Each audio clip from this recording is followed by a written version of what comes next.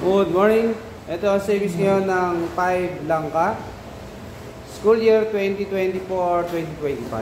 Yan. Ito na. Pabasagin namin ang aming savings. Kaya wala namin kung magkano kaya naman ang ating savings. Yun ha. Yun. Yun ha. Ito po ang savings ng 5 Langka. Ayan o.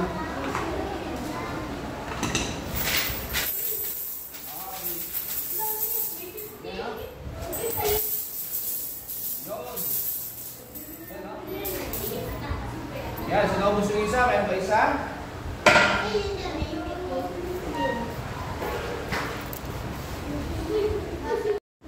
Guys, eto na ang ipon ng 5 Langka. Ayan, napakabait talaga. Tinuruan natin sila mag-ipon mula nung pasukan, July. At ngayon lang namin binuksan, December 16. Ayan po. So, ayan po ang ipon ng 5 Langka. Ngayon, bibilangin ng mga to. So, pakita naman natin yung mga estudyanteng nag-ipon. Kaso, maraming absent. Ayan po sila. Ayan. Ayan, ang babait yan, ha? Walang makukulit dyan sa mga yan. Kaso, ayan, marami nga lang absent, ano? Ayan, ha? Ayan, so nagbibilang na itong 5 Langka. So, ayan yung nabilang na nila. May 100 para mabilis pabilang.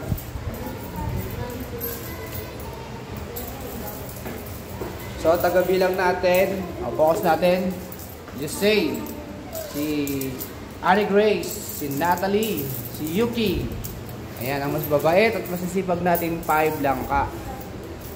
Ayan, o. Ayan, so, magbibilang sila. Magaling daw sila sa math. Ayan, tignan natin, ha. Kung tama ka ang ating inala.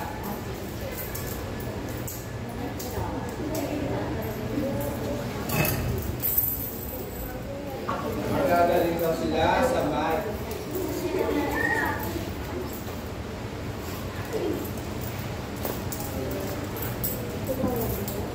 So, hirapan sila magbilang. Marami daw yung coins sa bibilangin nila. Oh. Ano ba yan, guys?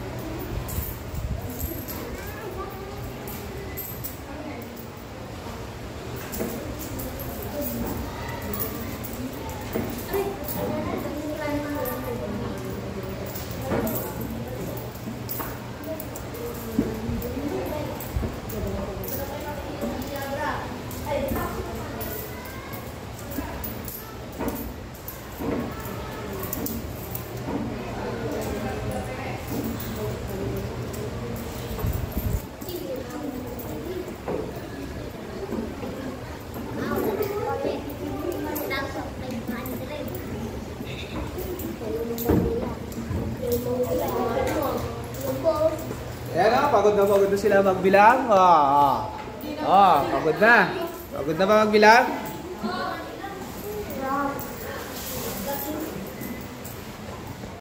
At eto na nga.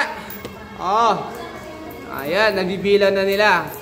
So, ganyan, turuan natin mag-impok ang mga bata. Turuan natin silang mag-ipon. Dahil kapag kailanganin na natin, mayroon tayong magagamit. Ayan. So, yan na po. Yan ha. Yan.